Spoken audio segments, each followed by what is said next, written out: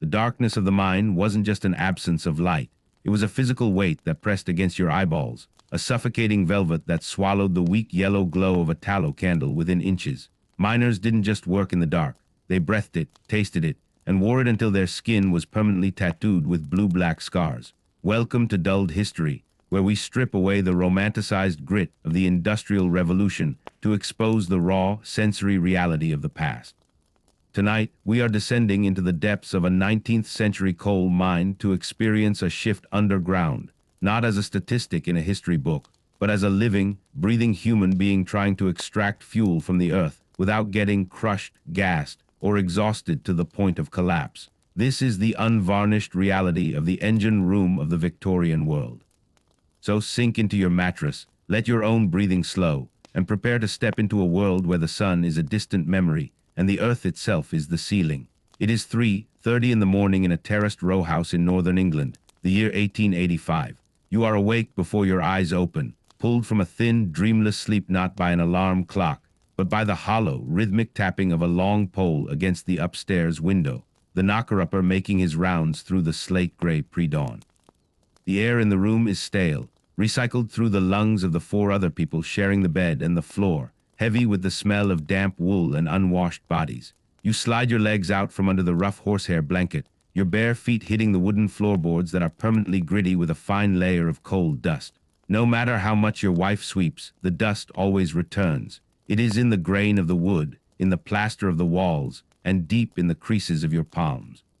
The cold of the room is absolute, a damp chill that seems to radiate from the brickwork itself, bypassing your skin to settle directly in your joints. You don't shiver. You don't have the energy to spare for shivering. You simply dress in the dark, your hands finding the familiar rough texture of your moleskin trousers by touch. They are stiff with dried sweat and coal grime, standing up on their own when you stepped out of them 6 hours ago.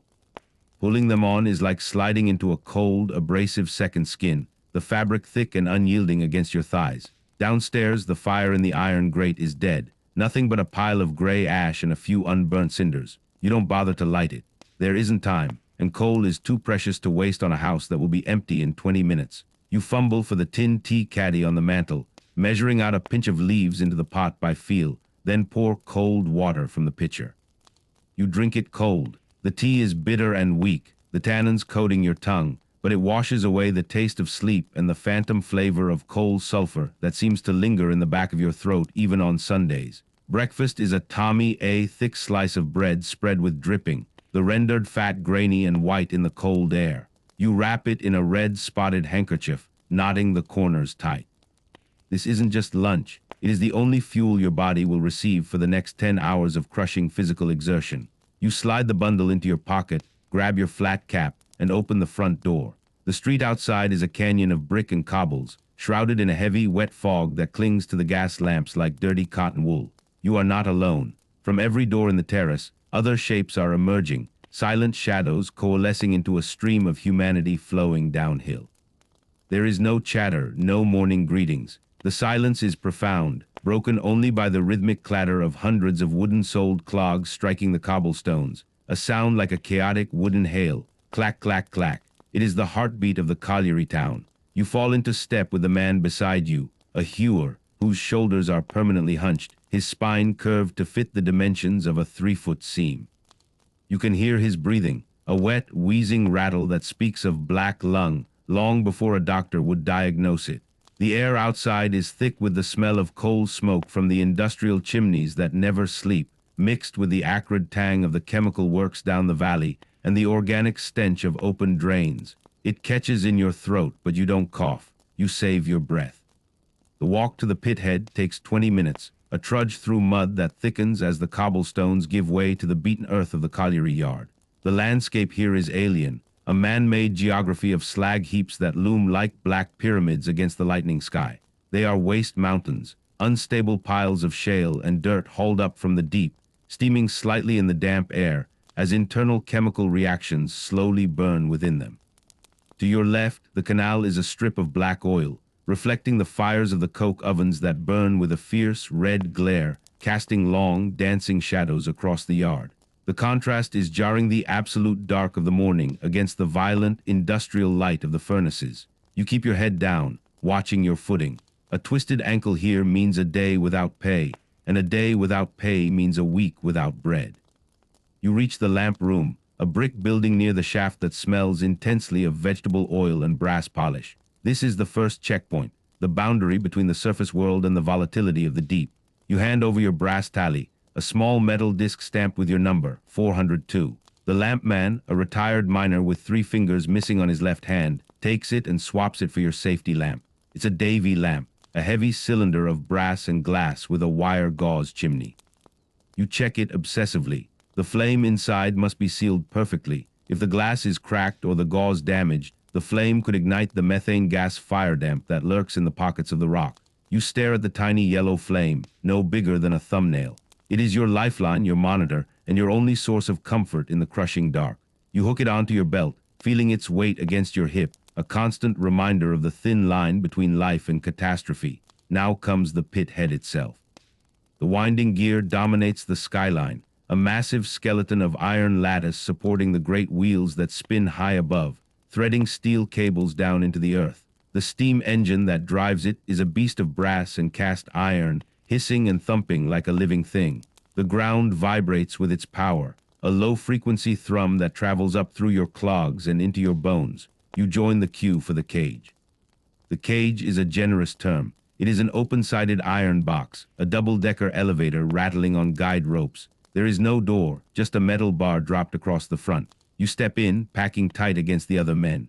Bodies press against bodies, the smell of unwashed wool, stale tobacco, and nervous sweat intensifying in the confined space. There is no room to move your arms. You stand shoulder to shoulder, hip to hip, a solid block of human flesh waiting for the drop. The banksman rings the belfry sharp clangs that cut through the noise of the steam engine. The cable tightens, groaning under the tension. Then the floor drops away. The descent is not a smooth glide. It is a freefall interrupted by violent judders. Your stomach lurches into your throat, leaving your internal organs hovering somewhere near your chest. The daylight vanishes in an instant, snatched away as the cage plunges into the shaft. The brick walls of the shaft blur into a gray streak, wet with condensation and slime. Water drips onto your face, cold and oily. The air pressure changes rapidly, popping your ears. Down you go, past the water rings where pumps groan in the darkness, past the ventilation drifts where stale air is sucked out. The sound is deafening, the shriek of metal on metal, the roar of the air rushing past, the rattle of the cage banging against the guide rails. It feels like being inside a tin can kick down a well.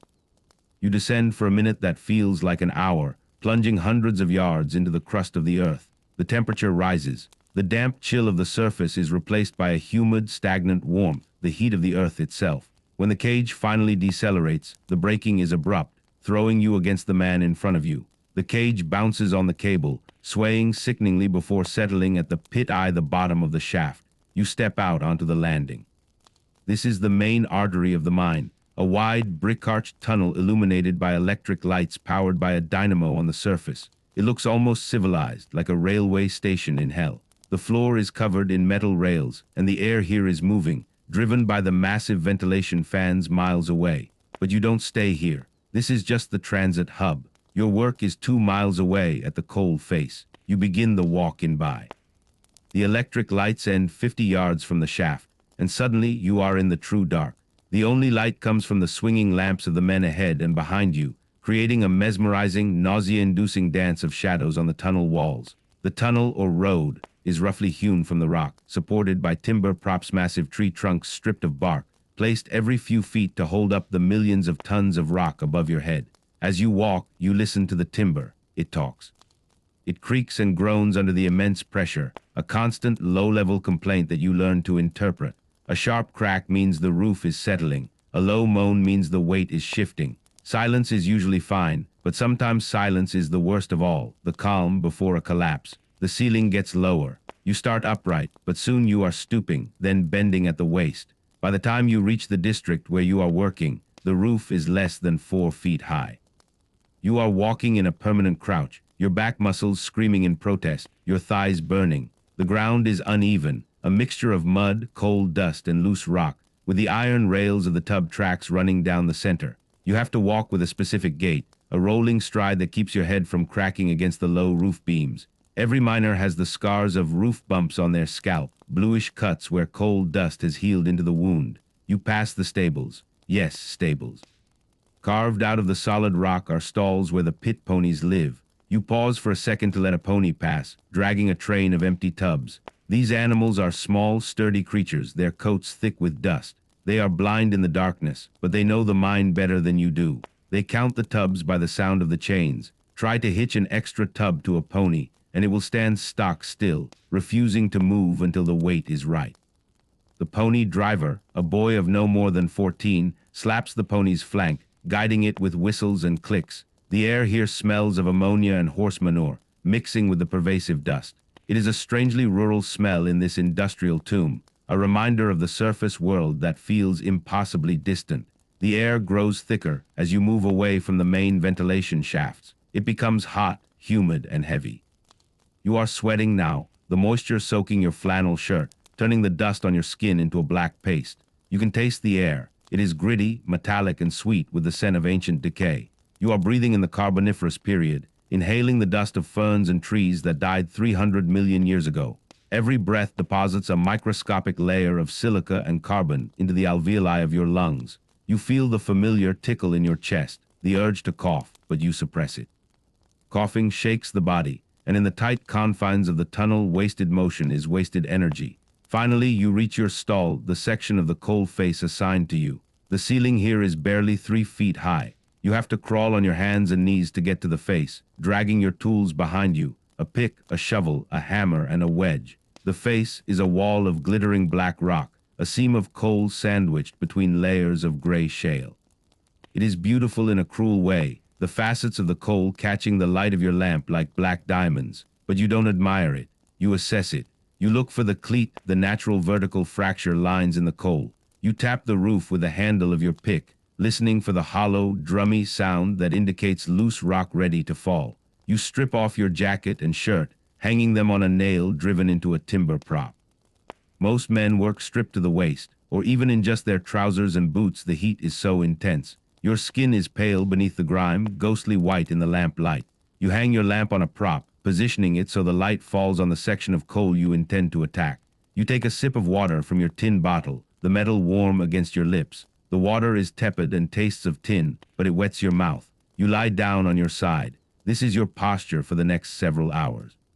You cannot stand, you cannot kneel. You must lie on your flank, your hip pressed into the sharp dross of the floor, your shoulder jammed against the roof. You wedge yourself in, finding the leverage points for your boots against the timber props. You grasp the pick, the wooden handle smooth and polished by years of use. It is an extension of your arm. You don't swing it like a man chopping wood. There isn't room for that. You use short, sharp strokes, powered by the twist of your torso and the snap of your wrist.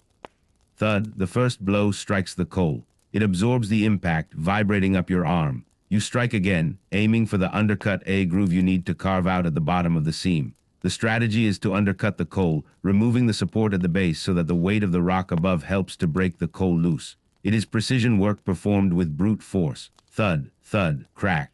A flake of coal flies off, hitting your cheek. It stings, but you don't flinch.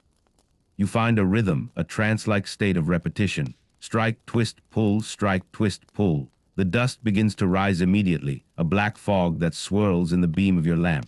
It coats your sweaty skin, finding its way into your eyes, making them water. You blink the grit away, the tears leaving pale tracks on your blackened face. For the first hour, the only sound in the universe is the rhythm of your pick and the heavy rasp of your own breathing. The isolation is total. Even though there are other men working in stalls 50 yards away, the coal absorbs sound. You are alone in your stone coffin. The physical strain is peculiar. It is not the dynamic movement of running or lifting, but a static, grinding tension. Your neck muscles cramp from holding your head up sideways to see the face. Your lower arm, pinned under you, goes numb, the blood flow restricted. You have to shift weight constantly, rolling slightly to relieve the pressure, but never stopping the pick. After undercutting a section 3 feet deep and 6 feet long, you lay down the pick and pick up the hand drill. Now you must bore a hole into the top of the coal face for the blasting powder. The drill is a long, auger-like tool. You press the breastplate against your shoulder or chest, turning the handle with both hands. The bit bites into the coal, grinding with a harsh, grating screech. It takes 20 minutes of continuous, agonizing effort to bore the hole deep enough. Your chest burns from the pressure of the drill, your triceps scream. When the hole is ready, you act as your own shot firer. You take a paper cartridge of black powder dangerous stuff that you handle with reverent care and slide it into the hole. You insert a copper needle, then pack the hole tight with clay, tamping it down gently. You withdraw the needle, leaving a tiny channel to the powder. Into this you thread the fuse. Fire in the hole. You shout, though the sound of your voice is flat and dead, swallowed instantly by the rock. You scramble back, crawling on hands and knees away from the face, dragging your clothes and tools with you, retreating around the corner of the pillar into the safety of the roadway. You huddle there, counting the seconds. The silence stretches, heavy and expectant. Whump. It isn't a loud bang. The pressure of the earth muffles the explosion into a dull, concussive thud that you feel in your diaphragm more than you hear. Blast of air rushes past you, extinguishing your lamp. For a moment you are in absolute perfect darkness. The blackness is total. There is no gray, no shadow, just the void. You can hear the coal groaning as it fractures, the sound of tons of rock shifting and falling. The smell of sulfur and burnt powder reaches you, stinging your nose. You fumble for your matchbox, a metal tin that seals tight. You strike a match, the sudden flare of light blindingly bright, and relight your lamp. You crawl back to the face. The air is thick with blue smoke and dust, visibility reduced to inches, but the work is done. The blast has dislodged a ton of coal, shattering it into manageable lumps. Now the real labor begins. You have to load it. This is where the putter or trammer comes in, often a younger man or a boy, whose job is to drag the empty tub up to your stall. You hear the scrape of the tub wheels on the rails before you see it. The tub is a wooden box on iron wheels, battered and scarred. Together, you and the putter begin to load the coal. You shovel the smaller pieces, the metal blade of the shovel scraping against the rock floor, a sound that sets your teeth on edge. The larger lumps, some weighing as much as a man, you have to lift by hand. You squat, wrapping your arms around the black rock, heaving it up with a grunt of exertion. The coal is sharp. It cuts into your forearms, slicing the skin. You bleed, but the coal dust instantly cauterizes the wound, clotting the blood with grit. You load the tub until it is heaped high. Then comes the struggle to move it. The rails are uneven, the floor often rising. You put your shoulder against the back of the tub, your boots seeking purchase in the slippery floor. Heave, the tub groans and starts to roll. You push it out of the stall to the main roadway where the ponies wait. The effort makes your heart hammer against your ribs like a trapped bird. The heat is suffocating now, the ventilation struggling to clear the smoke from the blast. You are gasping for air, sucking in mouthfuls of the hot, dusty atmosphere. Once the tub is gone, you turn back to the face. It is empty. The cycle begins again. You pick up the pick. You lie down on your side. You find your rhythm. Thud, thud, crack. There is no clock on the wall. Time is measured in tubs filled and inches of coal removed. You know it is mid-morning only by the ache in your stomach, the hollow gnawing of hunger that begins to compete with the pain in your muscles. But you cannot stop to eat yet. The bait time your break is still hours away. To stop now would be to let your muscles cool and stiffen. It is better to keep moving, to keep the machine of your body running hot. You encounter a nodule A ball of ironstone embedded in the coal, hard as steel. Your pick strikes it, sending a shockwave up your arm that numbs your fingers. Sparks fly dangerous, terrifying sparks. You freeze, watching them die in the darkness. Sparks can ignite gas. You check your lamp flame. It is burning steady, the blue cap of gas absent. You are safe for now. You have to work around the nodule, chipping carefully, wasting precious minutes and energy on rock that will pay you nothing. This is the miner's curse. You are paid by the weight of coal, not by the effort it takes to get it. The rock doesn't care about your rent or your hungry children. It yields only what it wants to yield. As you work, your mind drifts into a strange, detached state. The repetition is hypnotic. You think about the surface, the gray sky, the rain, the sound of a dog barking, and they feel like hallucinations, memories of a different life. Here there is only the seam. The seam is the world. It stretches for miles, a black ribbon of fossilized energy that demands a blood sacrifice. You are intimate with it. You know its grain, its smell, its tricks. You talk to it in your head, cursing it, pleading with it. Suddenly, a sound cuts through your trance, a skittering noise near your boots. You freeze, a rat. It scurries past your lamp, a bold, sleek shadow, its eyes reflecting the light. You don't strike at it. Miners never kill rats. Rats are the canaries of the floor. They can sense a roof collapse before the timber creaks, feel the tremors that human senses miss. If the rats are running, you run. If the rats are gone, you should be terrified. This one pauses, sniffing at your pocket where your bread is wrapped, then darts away into the dark. You watch it go, feeling a strange kinship. You are both creatures of the dark, scavengers in the deep, surviving in a hostile environment by wit and instinct. You return to the pick. Your shoulder is raw where it presses against the floor. Your knees are swollen, the bursa sacs inflamed, beat knee, the old-timers call it. But you drive the pain down, burying it under the necessity of the rhythm. Thud, twist, pull, the pile of coal grows, the dust thickens, the darkness waits. You are 3 hours into a 10-hour shift, and you have not yet begun to feel the true weight of the day. This is just the warm-up. This is just the morning. The rhythm of the pick becomes a narcotic. Thud, twist, pull. You stop thinking in words and start thinking in muscle fibers and leverage. The mind detaches, floating somewhere in the cool, gray damp of the upper world while the body remains here, a machine of bone and sinew wedged into a 3-foot gap, engaged in a violent, slow-motion argument with the Carboniferous period. You are not just mining coal.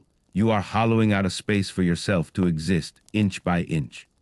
The sweat runs into your eyes, stinging with the salt and the grit, but you don't have a free hand to wipe it away, so you blink rapidly, tears cutting small, pale channels through the mask of coal dust that now covers your entire face. The air in the stall is growing heavier, the ventilation current sluggish as it pushes through the labyrinth of tunnels to reach you. It tastes used. Every breath feels like you are sipping it through a thick wool blanket, the oxygen content marginally lower here at the face than back at the shaft.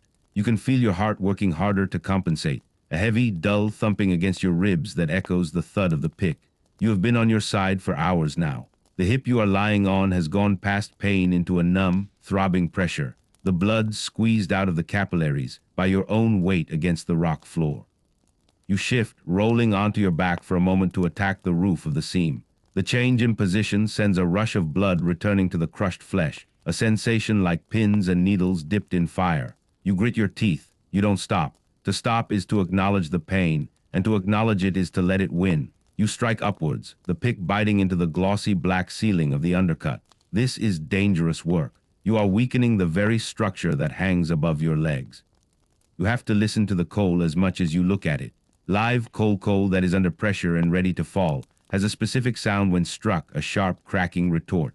Dead coal sounds dull, solid. You are listening for the crack. Then from the darkness of the roadway behind you, a sound breaks the monotony. It isn't the rumble of a tub or the groan of the roof. It is a human sound, a whistle, a low, tuneless whistle, sharp and piercing in the dead air. It is the signal. Bait time, a voice calls out.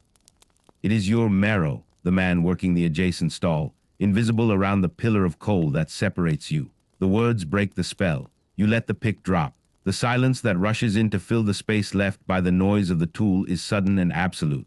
It presses against your ears, a physical weight. For a moment, you just lie there, the vibrations of the morning's work still buzzing in your hands, your grip locked into a claw shape that takes a conscious effort to unclench. You drag yourself backward, scraping over the dross and the rough floor, moving like a crab until you can sit up in the slightly higher roof of the roadway. You are not standing, you never stand, but here you can at least straighten your spine into a hunch, relieving the screaming tension in your lower back. You crawl over to where your jacket hangs on the prop. It is covered in a fine layer of gray dust, looking like a garment recovered from a ruin. You don't put it on, the heat is still sweltering, but you fish into the pocket for your water bottle and your bait. You sit on a pile of timber props, your back against the cool, damp rock of the tunnel wall. Your marrow joins you, emerging from his own hole like a badger from a set. He is an older man, perhaps 40, which in this world makes him an elder. His face is a roadmap of blue scars, coal dust tattooed into the lines of his forehead and the bridge of his nose. He nods to you, a single sharp jerk of the chin. No words are wasted. He sits opposite you, his lamp placed on the floor between you. The two lamps create a small sphere of yellow light, a fragile bubble of civilization in the miles of crushing dark. Outside this bubble, the mind continues, endless and indifferent. Inside, it is bait time. You prepare to eat. There are no wash basins here, no soap. You spit onto your hands a dry, dusty spittle and rub them together, trying to smear the worst of the grime away from your fingertips. It is a futile gesture. Your hands are black, the nails rimmed with impacted coal. You will eat the coal, it is unavoidable. You accept it as a mineral supplement you never asked for. You untie the red-spotted handkerchief, the bread inside. The tummy is flattened and warm, heated by the temperature of the mine and your own body heat. The dripping has melted into the pores of the bread, turning it translucent and heavy. You take a bite. The bread is dry, sucking the moisture from your mouth. The crust is hard, requiring effort to chew. You eat slowly, deliberately. This is not dining, it is refueling. Every calorie in this bread has to be converted into foot-pounds of energy to lift rock. You chew, staring at the flame of the lamp. You watch the way the fire dances on the wick, mesmerizing. The flame is your canary, your gas detector. If the flame elongates, stretching up into a thin blue spire, there is gas fire damp. If it dims and threatens to go out, there is black damp carbon dioxide. If it burns steady and bright, you are alive. You cherish the flame. Roof's heavy today, your marrow says. His voice is a low rumble, rough with the dust. He is chewing a piece of cheese, cutting it with a clasp knife that looks sharp enough to shave with. Aye, you reply. You take a swig from your tin bottle. The water is tepid, tasting of metal and the cork stopper, but it is glorious. It washes the grit from your throat. She's talking a lot. That timber in the airway is taking weight. Timber's green, he grunts. Pit props on what they used to be. Wood's too soft. Sings before it snaps, though. That is the extent of the conversation for a long while. You both know the reality. Talking about the danger doesn't lessen it. It just gives it a shape. You sit in companionable silence. The only sound, the sound of chewing and the distant, rhythmic drip, drip, drip of water falling from a fissure in the rock somewhere down the tunnel. It is a peaceful moment, strangely enough. In the heart of the earth, cut off from the sun and the wind, there is a profound isolation that borders on tranquility. The problems of the surface, the rent, the debts, the arguments, the crying children feel abstract here, belonging to a different species. Here there is only the rock, the light, and the man beside you. You are bound together by the shared darkness, a brotherhood of the deep. The putter arrives, pushing an empty tub. He is a boy, barely 16, his chest heaving, his skin streaked with rivers of sweat that cut through the grime. He is hanging on, breaking the tub with his own body weight as it comes down the slope. He stops near you, collapsing onto the rail, his legs sprawling. He doesn't have a bait. He ate his slice of bread hours ago, unable to wait. You watch him. You remember being him. The fierce, burning hunger of adolescence compounded by the calorie burn of dragging half-done tubs of coal. Without a word, you tear off the last corner of your bread, the crusty end, soaked in the last of the dripping. You toss it to him. He catches it with a reflex honed by dodging falling rock. He nods, muttering a ta, and devours it in 2 bites. It isn't charity, it is investment. If the putter collapses, the coal doesn't move. If the coal doesn't move, you don't get paid. We are all gears in the same grinding machine. You finish your water, leaving a mouthful for later. You always leave a mouthful. To run dry is a panic you don't want to experience. You cork the bottle and put it back in your jacket pocket. The break is over. There is no whistle to end it, only the internal clock that measures the shift in tons. You feel the stiffness setting in already, the lactic acid pooling in your muscles as you sit. Getting moving again is going to be the hardest part of the day. You stand up, your knees popping audibly in the quiet tunnel. You stretch, your hands brushing the rough roof, fingertips grazing the fossils of ancient ferns. You pick up your lamp. The sphere of light moves with you, swinging, causing the shadows of the timber props to lurch and dance like frantic ghosts against the walls. You crawl back into your stall. The air seems hotter now, or perhaps your tolerance has just dropped during the rest. It wraps around you, a wet, heavy embrace. You can feel the humidity pressing against your skin, trapping your sweat so it cannot evaporate. You are boiling in your own juices. You lie back down. The floor feels harder than before. The sharp edges of the dross find the exact bruises they made earlier. You pick up the pick. It feels heavier, the handle slick with your own grease. You have to grip it tighter. Thud.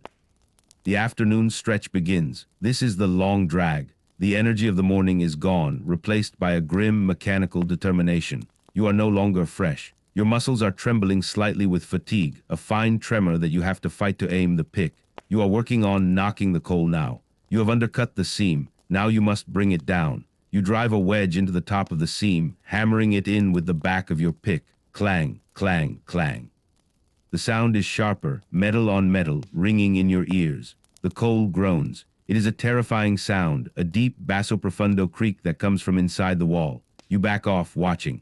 A spiderweb of cracks appears on the face of the coal. Then, with a sudden rushing slide, a block of coal the size of a chest of drawers detaches itself and crashes onto the floor.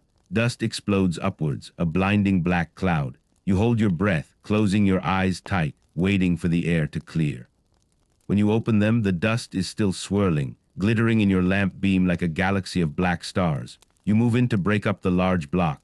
This is sledgehammer work. You have to swing the hammer while kneeling, a movement that puts agonizing strain on your lower back. You grunt with every swing, the air being forced out of your lungs. Wham! The coal shatters, breaking along its natural cleavage lines. It is high-quality coal, bituminous and shiny, brights that will burn hot and clean in the fireplaces of London. You don't care about London. You care that it breaks easily. As you are loading the coal into the tub, a light appears in the distance, bobbing steadily. It isn't the erratic, swinging light of a putter or the stationary light of a miner. It is a purposeful, marching light. Deputy, you mutter to yourself. The deputy is the shift supervisor, the safety official.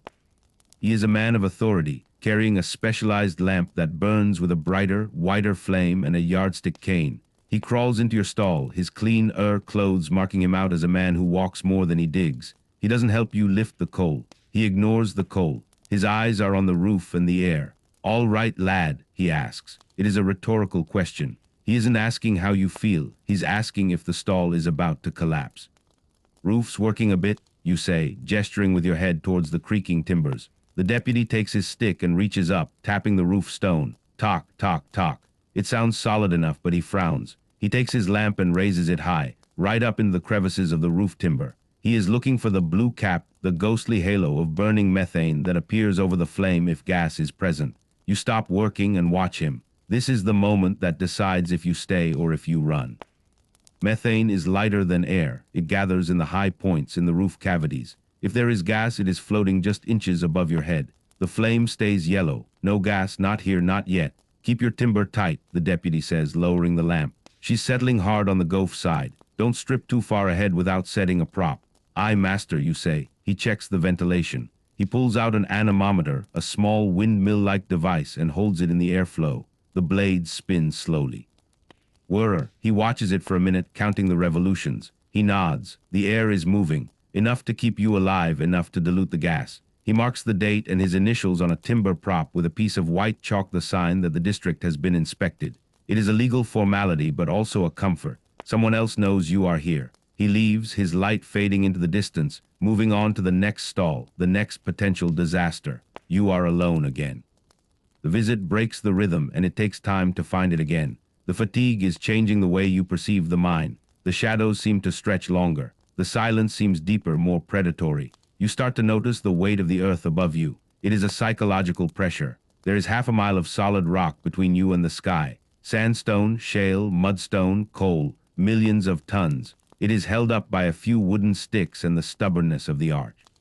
You feel very small, a soft, squishy organism in a world of hard, crushing edges. You return to the face. You have to finish filling this tub. The putter will be back soon, and if the tub isn't full, you lose money. You push your body harder. The sweat is now running freely, soaking your trousers, squelching in your boots. You are dehydrated despite the water. Your mouth is dry and sticky. You start to fantasize about the surface. Not the grand things, but the small things, the wind on your face.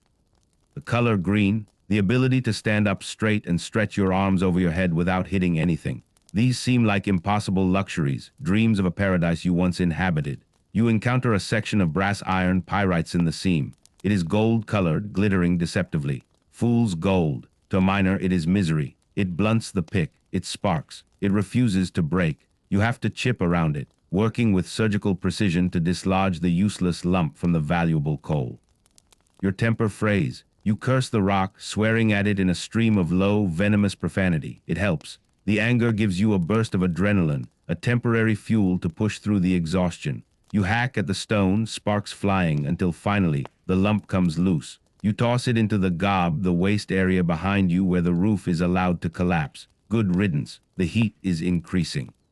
The deeper you cut into the face, the more you expose the virgin rock, which retains the primordial heat of the Earth's core. It radiates out, a dry oven-like warmth that saps your strength. You strip off your singlet, working bare-chested now. The cold dust coats your torso instantly, mixing with the sweat to form a black, gleaming armor. You look like a statue carved from obsidian, moving in the flicker of the lamp. Your hands are cramping. The constant gripping of the pick handle has locked your fingers into a permanent curve. You have to stop every few minutes to pry your fingers open, pressing them against your thigh to straighten them out. The tendons in your forearms feel like tight wires. Blisters you developed years ago have long since calloused over, but new ones are forming underneath the hard skin, deep, burning pockets of fluid. And then, the darkness plays tricks on you. You see movement in the corner of your eye, a shadow detaching itself from the wall. You turn your head sharply, your lamp beam sweeping the area. Nothing, just the timber props and the black void. It is nystagmus, the miner's eye. The constant strain of trying to see in low light causes the eyes to oscillate, to create phantom movements. It is a warning sign. Your brain is tired. Your optical nerves are fraying. You rub your eyes with your blackened knuckles, seeing stars explode behind your eyelids. Steady, you whisper to yourself. Steady on. You focus on the immediate, the next swing, the next shovel load, the next breath. You narrow your world down to a circle of light 2 feet wide. If you think about the hours left in the shift, you will break. If you think about the miles of tunnel, you will panic. So you don't. You think about the piece of coal in front of you. You attack it. You conquer it. Then you move to the next one. The putter returns, breathless and sullen. He hooks the full tub to his pony. The pony snorts, stamping a hoof, eager to be moving. The tub rumbles away, the noise fading quickly. You are left with the empty space, the silence, and the next tub to fill. You check your water bottle again, half empty. You take a tiny sip, just wetting your tongue. You have to make it last. The air is getting dustier. The ventilation is struggling to clear the reek of the blasting powder and the dust from the loading. A haze hangs in the air, a fog of particulate matter that catches the light. You are breathing a solid. You can feel it coating your throat, a dry, scratchy lining. You cough, a deep, hacking cough that brings up black phlegm. You spit it out. It is black as ink, black spit. It is the badge of the trade. You look at the flame of your lamp. It is burning a little lower now, the oil level dropping. It is your hourglass. As long as the oil lasts, you work. When the oil is done, the shift is done. But there is plenty of oil left. The reservoir is still heavy. The afternoon stretches out before you, a long, dark tunnel with no light at the end, only the flickering promise of the next hour and the next and the next. You pick up the shovel. The metal scrapes the stone. The sound is the only truth in the world. You are a miner. This is the mine, and the mine is not done with you yet. The shovel scrapes the rock floor, scrape, lift, throw. It is a sound that has replaced language, a rhythm that has replaced thought. You are deep in the back shift now, that nebulous stretch of time where the initial energy of the morning has long evaporated, and the anticipation of the end is still too distant to offer comfort.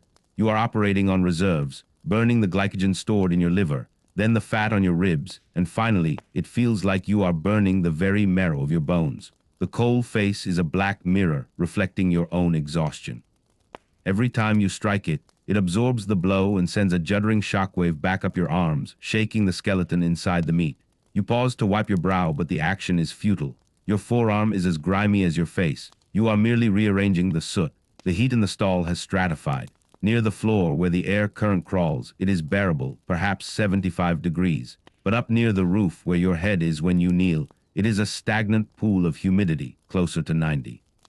You are living in 2 climate zones simultaneously. Your knees in the subtropics, your head in the equator. The sweat doesn't drip anymore. It runs in continuous rivulets, cutting through the cold dust on your chest like rain on a slag heap, pooling in the waistband of your moleskin trousers. You can feel the chafe of the wet fabric against your hips, a raw, burning line of friction that stings with every shovel load. The putter boy returns, his whistle gone. He is silent now, his face a mask of sullen fatigue. He doesn't look at you as he unhooks the empty tub and drags it into position. He just leans against the timber prop, his chest heaving, his eyes closed. You see the pulse jumping in his neck, a frantic, bird-like flutter beneath the dirt. He is 12, maybe 13. You remember that age. You remember the first time you felt your childhood snap under the weight of a cold tub. You want to say something, offer a word of encouragement, but your throat is coated in a paste of dust and phlegm. To speak is to cough, and to cough is to lose the rhythm. So you just nod. He doesn't see it. He is asleep on his feet, snatching 10 seconds of oblivion before the pony pulls him back into motion. You turn back to the seam. You have encountered a fault, a shift in the geological strata where the coal seam suddenly drops or rises, severed by an ancient tectonic movement. The smooth black wall is interrupted by a slab of gray sandstone that has been thrust up into the coal. It is a miner's nightmare. You cannot cut the sandstone with a pick. It is too hard. You have to work around it, following the coal as it thins out, twisting your body into even more impossible angles to reach the vein. You are no longer lying on your side. You are practically upside down. your shoulder pressed into the floor, your neck craned back, pecking at the coal like a bird trapped in a chimney. The psychological weight of the rock above you begins to manifest as a physical sensation. In the morning, you ignored it. Now, in the silence of the late shift, you can feel it. Millions of tons of stratocarboniferous limestone, millstone grit shale pressing down. The timber props, which seemed so sturdy hours ago, now look laughably fragile, like matchsticks holding up a mountain. You find yourself glancing at them more often. Is that one bowing? Was that crack there before? The mine is a living organism, and it is breathing. You can hear the working of the roof, a series of ticks, pops, and low groans as the pressure redistributes itself over the void you have created. It is the sound of the earth trying to heal the wound you are inflicting upon it. You switch tools, trading the pick for the wedge and hammer. You need to break a large overhang of coal that is clinging stubbornly to the roof. You insert the iron wedge into a crack. You swing the sledgehammer. Clang. The sound is deafening in the confined space, ringing in your ears, drowning out the creaking timber. Clang. The wedge bites deeper. Clang. Your arms are leaden. The hammer feels like it weighs 100 pounds. You are not lifting it with your muscles anymore. You are swinging it with your body weight, throwing your torso backward to gain momentum. Suddenly, a piece of the roof stone, the blue metal shale above the coal, flakes off. It isn't the coal falling, it's the ceiling. A slab the size of a dinner plate drops, striking your shoulder. It isn't a crushing blow, but it is a warning. It hurts, a sharp, shocking pain that cuts through the dull ache of fatigue. You freeze. You hold your breath, staring up into the darkness above the seam. Dust trickles down, a fine gray powder. You wait. Is this the precursor? Is the kettle bottom a smooth, bell-shaped rock formation that can drop without warning, about to release? You wait 10 seconds, 20. The dust stops. The roof holds. You let out a breath you didn't know you were holding, a shuddering exhale that shakes your ribs. You rub your shoulder. It will bruise, turning purple and yellow by morning, joining the constellation of other bruises that map your history in the pit. You pick up the hammer. You cannot stop for fear. Fear is just another obstacle, like the sandstone or the dark. You have to work through it. Clang. The coal finally yields, crashing down in a heap of glossy shards. You begin to load it. The act of shoveling has become a torture. Your hands are locked into claws, the fingers stiff and unresponsive. When you open them to adjust your grip, the tendons click audibly. The blisters on your palms have burst, the raw skin stinging against the wood of the handle. But the coal dust is a merciful dressing. It packs into the wounds, drying them out, sealing the nerve endings. You are becoming part of the mine, your body absorbing its elements, your blood mixing with its dust. Time dissolves. There is no afternoon, no evening. There is only the tub. Fill the tub, push the tub, wait for the tub. The cycle repeats until it loses all meaning. You drift into a waking dream. You find yourself thinking about the color blue. Not the dark, bruised blue of the shale, but the bright, impossible blue of the sky. You try to remember the last time you saw the sun directly, not filtered through smoke or fog. It was summer, perhaps a Sunday in July. The memory is vivid, almost hallucinatingly so, the heat of the sun on your neck, the smell of grass, the sound of a lark. Then the shovel hits the metal side of the tub, clang, and the sky vanishes, replaced by the suffocating reality of the stall. You are thirsty. Your water bottle is light, dangerously light. You shake it. A swishing sound tells you there is perhaps half a cup left. You dare not drink it all. You take a sip, letting the tepid liquid sit in your mouth, swishing it around to catch the grit before swallowing. It tastes of tin and cork, but it is the nectar of the gods. You swallow, feeling the moisture coat your parched throat for a fleeting second before the dryness returns. You look at the pony, waiting in the roadway. It has its head down, eyes half closed. Even the animals are broken by this place. You wonder if they dream of green fields or if they have forgotten that a world exists outside the tunnels. The air quality is deteriorating. The reek of the blasting powder still lingers, hanging in the stagnant pockets of the roof, mixed with the sweat of men and horses and the methane exuding from the coal. You are breathing a soup of particulates. Your lungs feel heavy coated. You have to breathe deeper to get the oxygen you need, which only draws more dust in. It is a vicious cycle. You cough, a dry, racking spasm that doubles you over. You spit into the dust. It is black, a solid globule of coal. You stare at it for a moment. That is your life expectancy lying there in the dirt. Then a change, not a sound, but a vibration. A rhythmic thumping that travels through the floor, distinct from the random noises of the mine. It is coming from the main haulage road miles away. It is the run. The rope haulage engine on the surface has stopped. The shift is ending. It isn't over yet. You don't leave until the deputy clears you, but the pulse of the mine has slowed. The frantic urgency of the haulage has ceased. Now the silence begins to reclaim the tunnels. You finish loading the last tub. You don't rush. You level the top of the coal, placing the larger lumps carefully to build a wall around the edges, maximizing the load. You mark it with your chalk 402. That number is your identity. It is your paycheck. You push the tub out to the roadway. The putter is there, already hooking up. He looks at you, and for the first time in hours, there is a spark of life in his eyes. Last one. He asks, his voice cracking. Last one, you confirm. He whistles a short, sharp trill and slaps the pony's flank. G-way on then. The pony leans into the collar, the chains tighten, and the tub rumbles away into the dark. You watch it go, feeling a sudden crushing weight lift from your shoulders, only to be replaced by an even heavier exhaustion. The adrenaline that sustained you is gone, leaving you hollowed out. Now comes the knock-off. You crawl back into the stall to retrieve your tools. You cannot leave them. A good pick is worth a week's wages. A good shovel is a friend. You gather them up, tying them together with a piece of hemp rope. You take your jacket from the nail. It is cold now, clammy with the damp of the mine. Putting it on is a shock, the wet wool clinging to your heated skin. You shiver violently. This is the danger time, the transition from extreme exertion to stillness. The sweat on your body begins to cool rapidly in the drafty roadway, chilling your core. You button the jacket to the neck, turning up the collar, trapping what heat remains. You check your lamp. The flame is low, the oil reservoir nearly depleted. It has timed your shift perfectly. You trim the wick one last time, brightening the flame for the walk out. You don't want to stumble now. A twisted ankle on the way home is the cruelest injury of all. You step out into the roadway and join the stream. From every stall and side tunnel, men are emerging. They are silent, dark shapes, identifiable only by their gait or the tilt of their caps. There is no boisterous conversation, no locker room banter. The energy for talk was spent on the coal. The only sounds are the scuffing of heavy boots on the rails, the clinking of tools, and the collective wheeze of 100 pairs of lungs trying to clear the dust. The walk out by is a pilgrimage of pain. The journey in this morning felt long. The journey out feels infinite.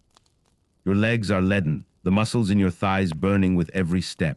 The tunnel floor, which you navigated nimbly enough in the morning, now seems designed to trip you. You stumble over a sleeper, catching yourself on a prop. A hand reaches out from the darker fellow miner, steadying you. He doesn't say a word, just grips your elbow for a second until you find your footing, then releases you. It is a silent act of solidarity. You are all too tired to speak, but you are all in this together. You reach the drift, the inclined tunnel that leads up to the pit bottom. It is a steep slope, slick with mud and water. You have to march up it, fighting gravity. Your breathing becomes ragged, a harsh, sawing sound in the quiet tunnel. You fix your eyes on the lamp of the man in front of you, following the bobbing light like a moth. You don't look at the walls, you don't look at the roof. You just look at the light. Left foot, right foot. Left foot, right foot. The air begins to change. The stale, hot humidity of the workings gives way to a cooler, sharper draft. You can smell the fresh air coming down the shaft. It smells of the surface, a mix of smoke, rain, and ozone. To your deprived senses, it smells like perfume. It revitalizes you, giving you the strength to push through the final few hundred yards. And then you see it, the electric lights of the pit bottom. After 10 hours of yellow candlelight, the electric bulbs seem blindingly white, almost clinical. They hurt your eyes, forcing you to squint. You step into the vaulted brickwork of the shaft station. It is crowded. The queue for the cage snakes back into the tunnel. Men are leaning against the walls, sitting on their heels, slumped over their tool bundles. The ponies are there too, being unhitched to be taken to the underground stables for their feed. You pass the pony you loaded for. It is drinking from a trough, the water turning black as it washes the dust from its muzzle. You feel a pang of envy.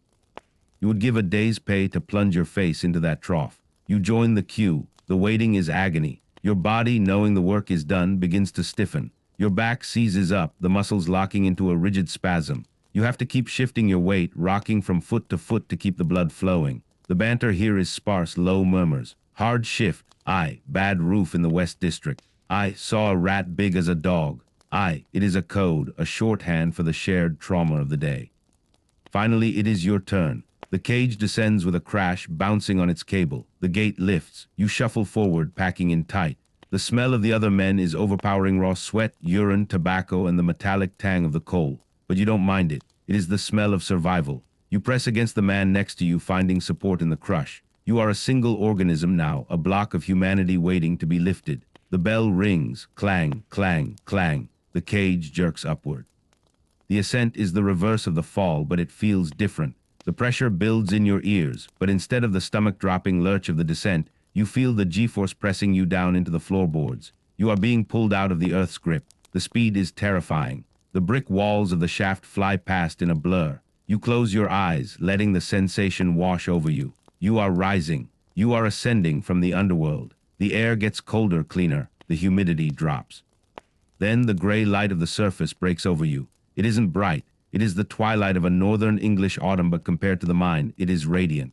The cage rattles to a halt at the banking level. The bar is lifted. You step out. The wind hits you first. It is a cold, biting wind sweeping across the colliery yard, carrying the sting of rain. It cuts through your damp clothes, making you gasp, but it is fresh. You open your mouth and take a deep breath, filling your lungs with the cold, wet air. It tastes of freedom. You look up. The sky is a bruised purple, heavy with clouds, the sun having set an hour ago. You have missed the day completely. You went down in the dark and you have come up in the dark. The sun is a rumor, a myth you are not privy to, but you are out. You have cheated the rock for another day. You walk to the lamp room, your legs feeling strangely light on the solid ground, no longer compensating for the uneven floor of the mine. You hand in your lamp. The lamp man takes it, checking the number. 402, he mutters, hanging it on its hook. You take your brass tally back, your soul returned to you. You slide it into your pocket, feeling the cold metal against your thigh. Now begins the trudge home. The colliery yard is a hive of activity. The night shift is arriving, passing you in the opposite direction. They are clean, their faces pale, their jokes loud. You look at them with a mixture of pity and superiority. You are done. They are just beginning. You pass the screens where the surface women, the pit-brow lasses, are sorting the coal you dug, picking out the rock and shale. Their faces are as black as yours, their hands rougher. They don't look up. The machine never stops. You exit the gates and hit the cobblestones. The clatter of clogs is slower now, a rhythmic dragging sound. The town is waking up for the evening. Gas lamps are hissing in the streets, casting pools of yellow light on the wet pavement. You pass the pub, the Collier's Arms. The warm glow of the windows spills out, the sound of a piano and laughter drifting into the street. You want to go in. God, you want to go in. A pint of ale would wash the dust from your throat, numb the pain in your back, but you don't stop.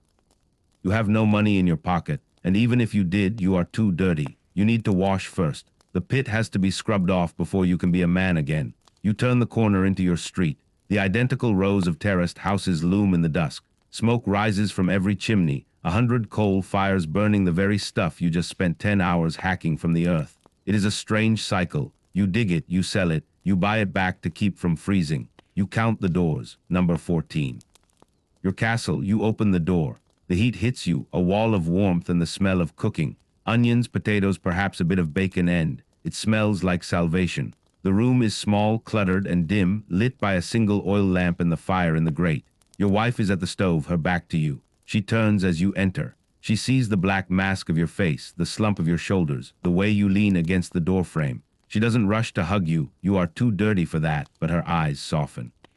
You're back, she says. It is a statement of fact, but also a prayer of thanks. Aye, you croak. She points to the tin bath hanging on the back of the door. Water's hot, kettle's boiled. This is the ritual of the return. You set your tools down in the corner. You take off your cap, slapping the dust from it against your leg. You are home. But the mine is not done with you. It is in your pores, in your lungs, in your mind. You stand there for a moment, swaying slightly, caught between the memory of the dark and the reality of the light. The transition is jarring. You have to learn how to be a human being again, how to sit on a chair, how to hold a cup, how to speak to your children. You begin to unbutton your jacket. Your fingers are clumsy, fumbling with the buttons. You peel the wet wool from your skin. The air of the room feels incredibly hot after the chill of the walk. You are safe. The roof didn't fall. The gas didn't ignite. The cage didn't drop. You have survived. But as you look at your hands, black and curled like claws, you know the truth. You haven't escaped the mine. You have just been granted a temporary parole. Tomorrow at 3:30 a.m. the knocker-upper will tap on the window and you will go back. You will always go back. But that is tomorrow. Tonight there is hot water. Tonight there is food. Tonight there is a bed that doesn't move or groan. You drag the tin bath to the front of the fire. You watch your wife pour the steaming water from the kettle. The steam rises, mixing with the coal smoke. You stare into the fire, into the heart of the burning coals. You see the face of the seam in the flames. You see the sweat and the blood and the dark. You close your eyes, and for a moment you are back in the stall, listening to the earth breathe. Then you open them. You are in your kitchen. You are alive. You start to strip off the rest of your clothes, letting the moleskin trousers drop to the floor with a heavy thud. They stand there stiff with sweat and cold dust, a hollow effigy of your legs. You step out of them and step into the water. The heat stings your beat knees, your raw shoulder, your blistered hands. It is a magnificent pain. You sink down, the water turning black instantly. You pick up the block of rough soap. You begin to scrub. You are washing away the day. You are reclaiming your skin. The shift is over. But the night, the short, precious night of the miner, is just beginning. And you have to sleep fast, for the mine is waiting. It is always waiting. The water in the tin bath is no longer water. It is a thick, opaque slurry, the color of a bruised night sky. It swirls around your waist, heavy with the minerals you have spent the last 12 hours hacking from the earth. You sit in the metal tub with your knees drawn up to your chest, the galvanized steel rim pressing cold against your neck, while the heat of the fire in the grate toasts the front of your shins. This is the daily purgatory, the transition zone between the beast of burden you are underground and the human being you try to be on the surface. The soap is a block of rough, yellow lye that smells of tallow and caustic soda. It doesn't lather so much as it abrades, stripping the oil and grease from your skin with a chemical efficiency that leaves your flesh red and raw. You scrub at your arms, watching the black grime dissolve, but there are lines that do not wash away. The blue scars, cut marks where cold dust has entered the wound and healed over, tattooing the carbon forever into your dermis remain. They are the map of your labor, a constellation of jagged blue stars on your knuckles, your forearms, and the bridge of your nose. Your wife steps forward. She doesn't speak. In the hierarchy of the miner's cottage, this moment is a silent ritual. She takes the flannel cloth from your hand, dips it into the hot, dark water, and moves behind you. You lean forward, resting your forehead on your knees. She scrubs your back. It is not a gentle massage. It is a necessary scouring. She attacks the cold dust that has settled into the pores of your spine, the grime that has collected in the hollow between your shoulder blades. Her hands are rough, the skin cracked from laundry and cold water, but her touch is the most tender thing you have felt all day. She knows the anatomy of your pain. She knows exactly where the roof timber rubbed your shoulder raw, avoiding the bruise while cleaning the skin around it. She knows the knot of tension at the base of your neck, pressing her thumb into it for a fleeting second, a momentary release of the pressure that has built up since 3:00 a.m. "Water's getting cold," she murmurs. "Aye," you reply. You stand up. The water cascades off you, black and heavy. You step out onto the clipper mat, a rug made from scraps of old rags hooked through hessian, that protects the stone floor. She hands you a towel, a rough length of linen that has been dried by the fire so it is stiff and warm. You dry yourself vigorously, trying to stimulate the circulation in your numb extremities. The air in the room, away from the immediate radius of the fire, is damp and chilly. You can feel the draft coming from under the front door, a thin ribbon of cold air that wraps around your ankles. You dress in your house clothes. These are distinct from your pit clothes. They are clean, or at least cleaner. A wool shirt that smells of lavender, which your wife dries in the press, a pair of trousers that have never touched the cold face, and a pair of soft knitted socks. You don't wear shoes inside. Your feet, swollen and white from the sweat-soaked confinement of the pit boots, need to breathe. You wiggle your toes, feeling the strange sensation of freedom. The arches of your feet ache with a dull, throbbing rhythm, the plantar fascia stretched to its limit by the crouched walking of the mine. The bathwater must be emptied. This is a heavy task, but you don't let your wife do it. Not when the water is this full of muck. You grab the handles of the tin tub. Your grip strength is gone, your fingers stiff, but you heave it up, the water sloshing dangerously. You carry it to the back door, waddling slightly, and pour it into the open drain in the yard. The black water rushes away, carrying the day's labor into the sewer. You watch it go, a strange satisfaction in seeing the physical evidence of the mine leaving your home. You bang the empty tub against the wall to shake out the dregs and bring it back inside, hanging it on its nail on the back of the door. The kitchen is reclaimed. Now it is time to eat. The table is a small, scrubbed pine deal, scarred by years of use. There is no tablecloth that is for Sundays. You sit in your chair. It is a wooden Windsor chair with a high back, the master's chair. It is the only seat in the house with armrests. You sink into it, and your spine creaks in gratitude. The smell of the food has been tormenting you since you walked in the door, overriding the fatigue. It is a simple meal, but to your calorie-depleted body, it smells like a royal banquet. Your wife places the plate before you. It is pot pie, a layer of meat and potatoes covered with a suet crust, steamed in a pot over the fire. The crust is thick and heavy, designed to fill the stomach. She ladles a dark, rich gravy over it. There is little meat, perhaps a few scraps of mutton or bacon ends, but the potatoes are plentiful, grown in the allotment down the road. You pick up your spoon. You don't talk. The act of eating is too serious for conversation. You break the crust, the steam rising in a savory cloud. You shovel the food into your mouth. The taste is intense. Your senses, dulled by the monotony of the dark and the dust, are suddenly overwhelmed. The saltiness of the gravy, the earthy sweetness of the potato, the heavy, fatty comfort of the suet. You chew rhythmically, your jaw muscles working. You can feel the energy hitting your bloodstream almost instantly, the warm weight of the food settling in your stomach, pushing back the hollow ache that has been your companion since mid-morning. She pours you a mug of tea. It is dark brown, almost black, brewed strong and sweet. Sugar is a luxury, but for a miner it is a necessity, quick energy. You drink it hot, scalding your tongue. It cuts through the lingering grease in your mouth. Your wife sits opposite you. She has already eaten with the children earlier, but she sits with a small cup of tea, watching you. This is her shift, managing the resources, ensuring the engine of the family, you, is fueled and maintained. She pushes a plate of bread and butter towards you. Eat up, she says. You're wasting away. You take the bread. You are not wasting away, you are all wire and muscle, but you eat it anyway. You wipe the plate clean with the last crust, polishing the ceramic until it shines. You lean back, exhaling a long, shuddering breath. The immediate crisis of hunger is over. Now, the secondary crisis of exhaustion begins to set in. The adrenaline that got you home and through the bath has evaporated. Your eyelids feel like they are made of lead. Your limbs feel heavy, as if the gravity in the kitchen is twice that of the mine. But the evening is not over. There are rituals to observe. You reach into your pocket and pull out your pipe. It is a clay pipe, the stem shortened by breaking off the end when it gets clogged, a nose warmer. You pack it with a pinch of twist tobacco, a dark rope-like tobacco that you slice with your penknife. You light it with a spill from the fire, puffing until the bowl glows cherry red. The smoke is harsh and blue, curling up towards the blackened beams of the ceiling. You inhale. The nicotine hits you with a dizzying rush, softening the edges of the pain in your joints. You look around the room. This kitchen is your entire world outside the pit. It is crowded and cluttered, but it is clean. The range, the cast iron stove and fireplace is polished with black lead until it gleams like obsidian. The brass fender is burnished gold. The mantelpiece is crowded with the household gods. A tea caddy with a picture of the queen, 2 china dogs, a pair of brass candlesticks, and a clock that ticks with a loud, authoritative rhythm. Tick-tock, tick-tock. It is a comforting sound, regular and safe, unlike the erratic, threatening noises of the mine roof. Clothes are drying everywhere. A wooden rack, the creel, hangs from the ceiling on a pulley system, lowered and raised by a rope. It is festooned with the washing shirts, long johns, children's pinafores steaming gently in the rising heat of the fire.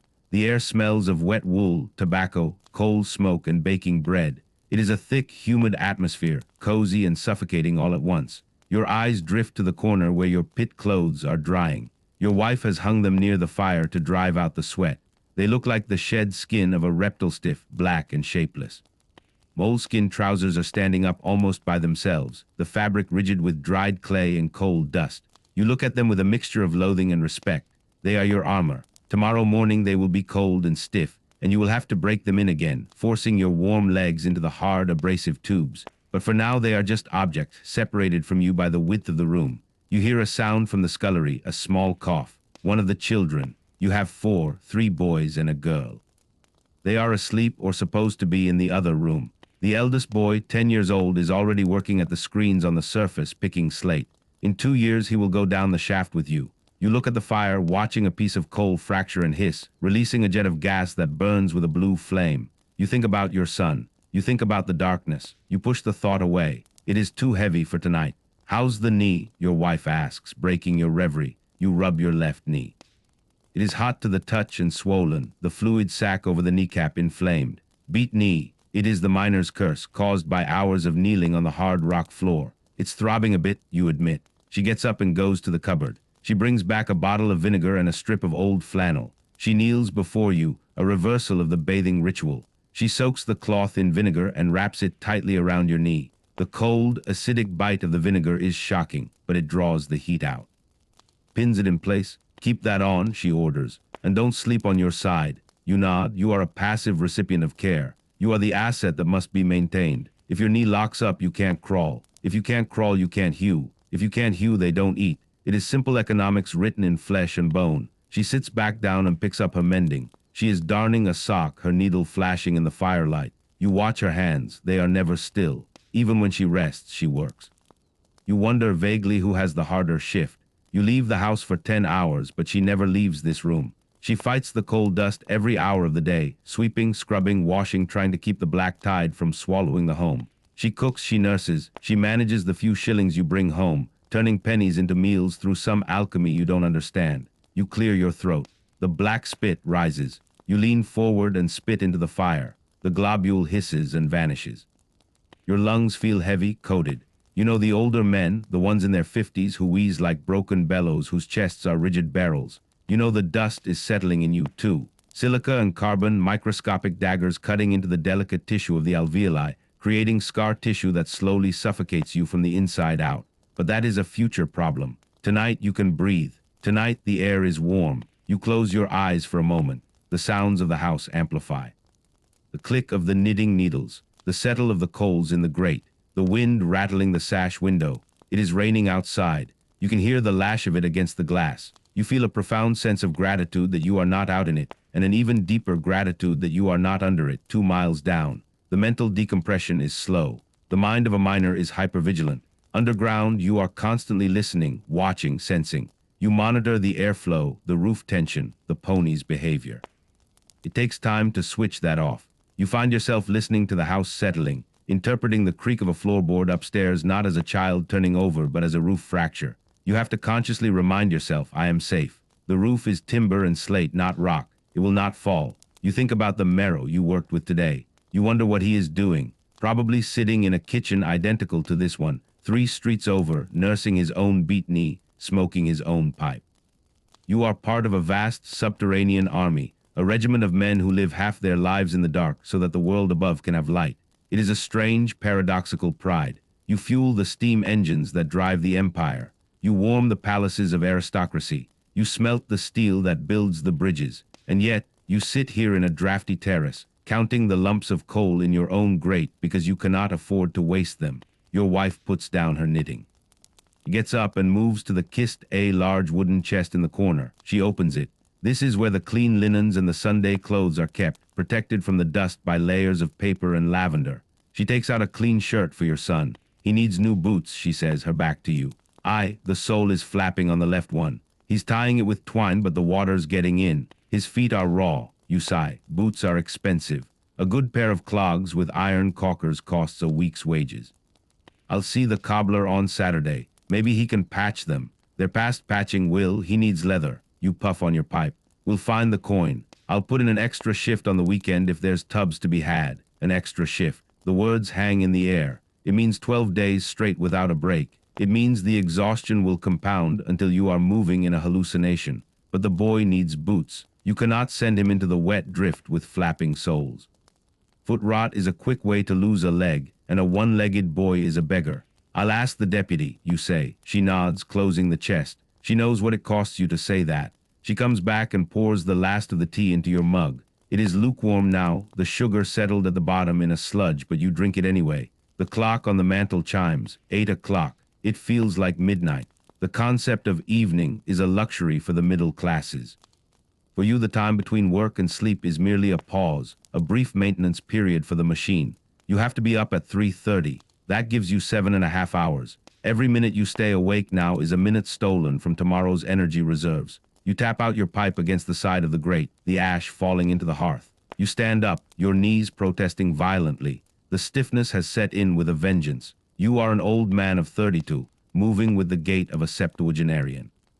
I'm turning in, you announce. Go on, she says. I'll rake the fire. You move towards the stairs. The door to the staircase is narrow, the wood warped. You open it, and the cold air from the upper floor hits you. There is no heat upstairs. The bedrooms are iceboxes. You climb the stairs, the wooden treads worn into hollows in the center by generations of feet. The bedroom is dark.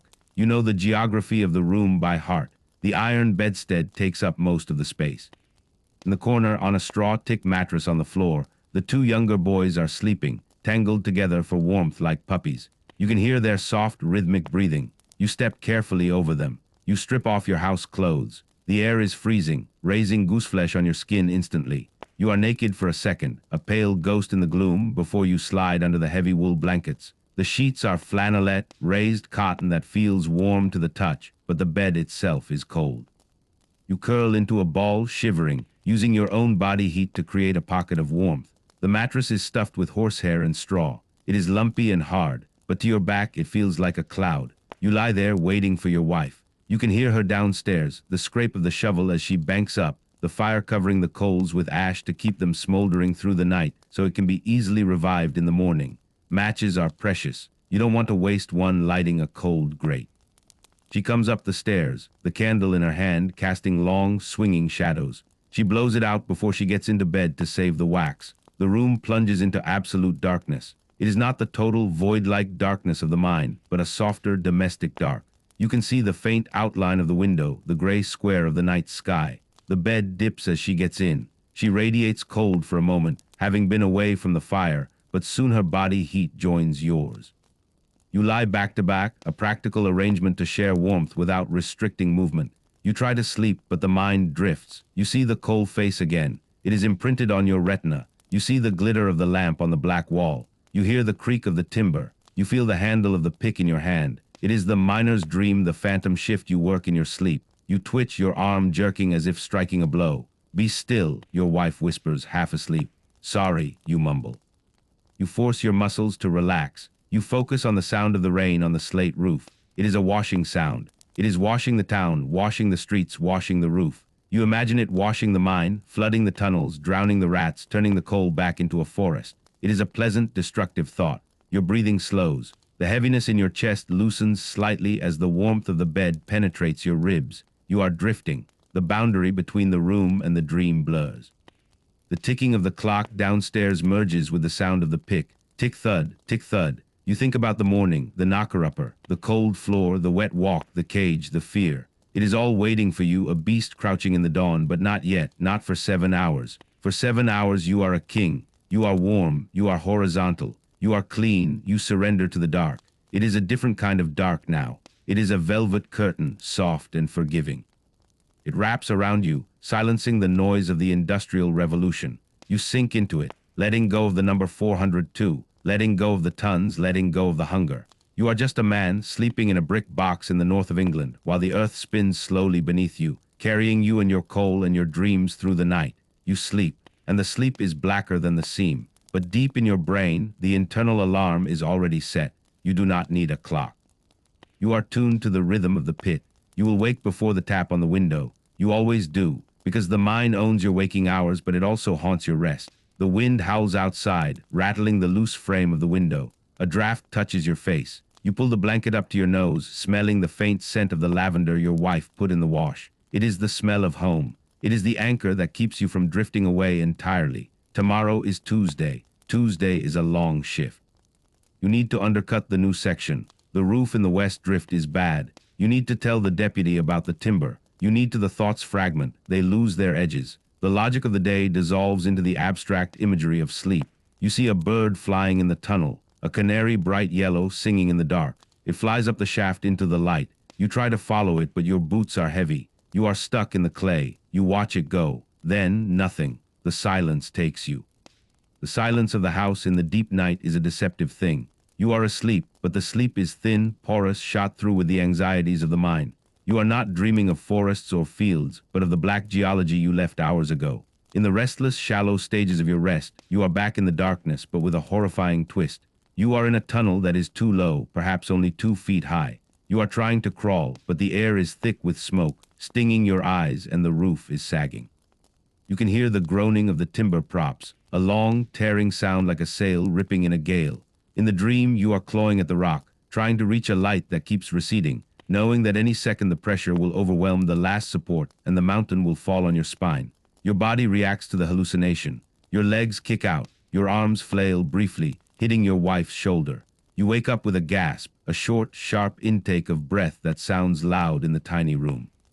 You are rigid, your heart hammering against your ribs. For a few frantic seconds you are disoriented. confusing the soft wool blanket with the roof of the mine, the heavy scent of your wife's hair with the metallic smell of sulfur. Then the rhythmic tick-tock of the clock downstairs pulls you back.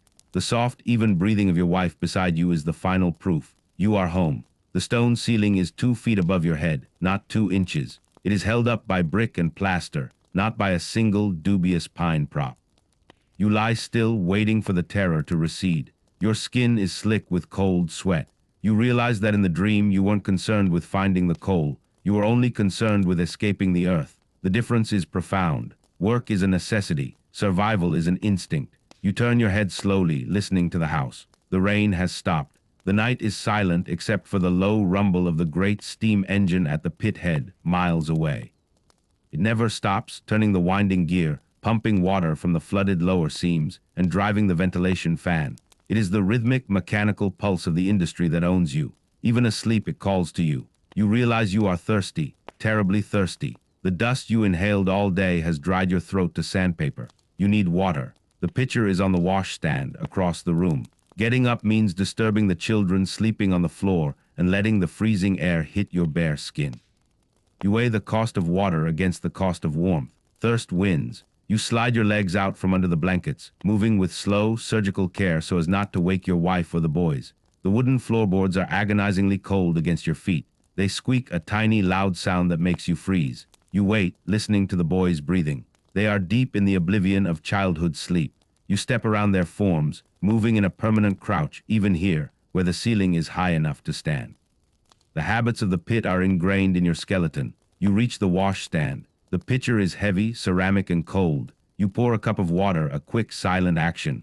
You drink it in 3 gulps. It is icy and tastes faintly of the tin kettle it was boiled in, but it is pure, perfect relief. It washes the dust and the taste of the coal mine sulfur from your mouth. The sudden cold of the water in your stomach makes you shiver. You stand by the window, looking out into the small yard.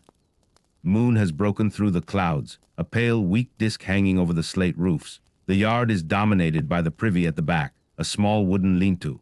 You are not just looking at the moon, you are checking the weather. The sky is clearing. That means the night will be frosty. A hard frost means the surface of the yard will be treacherous with ice in the morning, making the walk to the pit head even more dangerous. And worse, it means the air will be still and heavy. Still air means poor ventilation down the mine. When the air is still, the methane gas, the fire damp doesn't get carried away. It collects, it waits. You rub the bridge of your nose where the blue scar is prominent. You feel the cold seeping through the floor into your feet. The brief moment of respite is over. You return to the bed, sliding back under the blankets. The sudden warmth is a shock. You settle, curling into your wife's back. She stirs slightly. Still awake, she mumbles, her voice heavy with sleep. Went for water.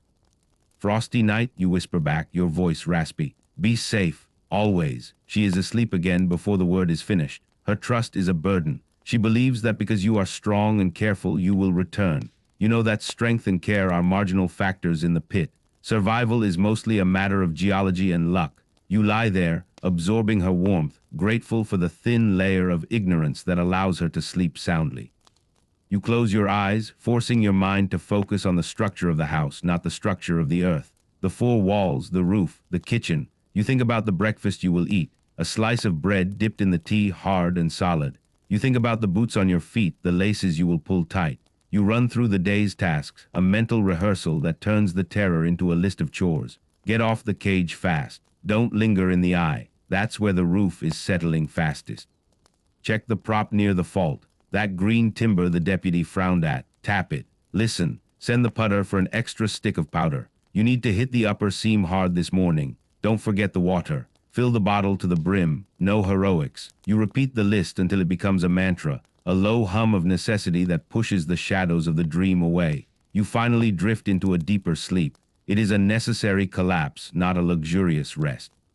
It is the body seizing control, shutting down the conscious mind to effect essential repairs. Your breathing deepens and your body relaxes completely. You are truly heavy now, a dead weight on the mattress, your limbs surrendered to gravity. The deep, heavy sleep of the physically exhausted. The clock in the hall. It chimes 3 times, bang, bang, bang. The sound is muffled by the walls and the blankets, but it penetrates your sleep instantly. You are awake. Not gradually, but fully, as if a hand has been clapped over your mouth. You open your eyes. The room is still profoundly dark.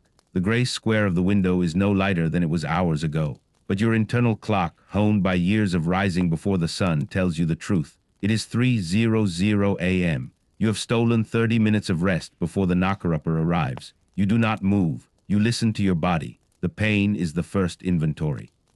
The beat knee is a dull, relentless throb beneath the vinegar bandage. Your lower back is stiff, a tight band of muscle across the lumbar region. Your hands are clenched, the tendons taut. You feel the grit of the cold dust in the corners of your eyes even after scrubbing. You lie there, taking account of your wounds. They are manageable. You can work through them. You wait for the knocker-upper. It is a point of pride to be awake before he taps, but to wait for him anyway. It is a sign of respect for the routine, a demonstration that the pit does not own your clock. You listen to the sounds of the neighborhood. A dog barks in the distance, a muffled, hopeless sound. A cart rumbles past on the main road, the iron wheels echoing on the frozen cobblestones. The wind has picked up slightly, a high-pitched moan in the chimney. Your wife stirs. She has heard the clock too. She knows. She reaches out a hand, finding your shoulder and squeezing it once hard. It is her farewell, her wish for safe passage. Time, she murmurs. Aye, you throw back the blanket. The cold air hits your skin with the shock of a slap. You suck in a breath. There is no lingering. You swing your legs over the side of the bed, your feet hitting the freezing floorboards. The sudden cold makes your feet curl up, but you force them flat. You dress in the gloom. You find your long johns, thick, woolen, and itchy, pulling them up over your stiff legs. You pull on your warm, rough flannel shirt. You lace up your boots. This is the hardest part. The boots are stiff and cold, the leather unyielding. You pull the thick cotton laces tight, tying them in a double knot. These are your anchors. They must not come loose underground. Downstairs, your wife is already at the grate. She has raked the ash from last night's fire, finding the glowing ember in the center of the mound. She places a few small pieces of dry wood on top, then a handful of coal nuts. She blows on the embers until they catch, the flame licking up with a cheerful crackle. Soon, the grate is a cage of red-hot coals. The room begins to warm, a slow, grudging process. She has poured the cold tea from the pot you made last night and is heating it on the stove. This is your breakfast. Cold, strong tea, hot now, with a slice of bread dipped in it to make it soft enough to eat quickly. You eat standing up, leaning against the wooden work table.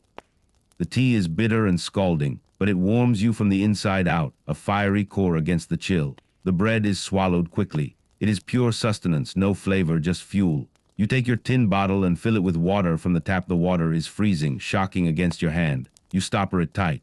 You wrap your Tommy, the bread, and dripping in the handkerchief. You check your pockets, matches, tobacco, knife, tally. Everything accounted for. The tap on the window. It is 2 minutes past 3:30. Knocker-upper is punctual. You hear the sharp, rhythmic tap, tap, tap of the long pole against the glass of the front window, followed by the sound of him shuffling on to the next house. It is a perfunctory sound, mechanical and emotionless. He doesn't wait for an answer. He knows you are up. You don't need to speak to your wife. The silence is full of words. You pull your flat cap down low over your eyes. You pick up your tools, the pick and shovel tied in a bundle, feeling the familiar weight of the iron. You open the front door. The air that rushes in is shocking. It is still, absolutely freezing, and carries the faint, acrid smell of coal smoke from the hundreds of chimneys exhaling across the town. But the silence is the most profound thing. The town is blanketed in a pre-dawn stillness, a frozen moment before the industrial world roars to life. You step out onto the cobbled street. Your breath clouds instantly, a white ghost hanging in the air. The cobblestones are slick with a thin, hard layer of frost, reflecting the sparse yellow light of the gas lamps. You have to walk carefully, your clogs scraping the ice with a delicate sound. You are alone. For a few minutes, you are the only one on the street. It is the privilege of being the earliest riser, a brief, solitary moment of ownership over the sleeping town. But soon, the shadows begin to coalesce. A door creaks open 3 houses down. A man emerges, a shape as dark and hunched as you are, carrying a tool bundle, then another and another. The slow, silent stream begins to flow down the hill towards the sound of the steam engine. You fall into step, joining the procession. The rhythm of the wooden clogs begins again, not the chaotic clatter of the evening, but a slow, deliberate cadence against the frozen ground. Clack, scrape, clack, scrape.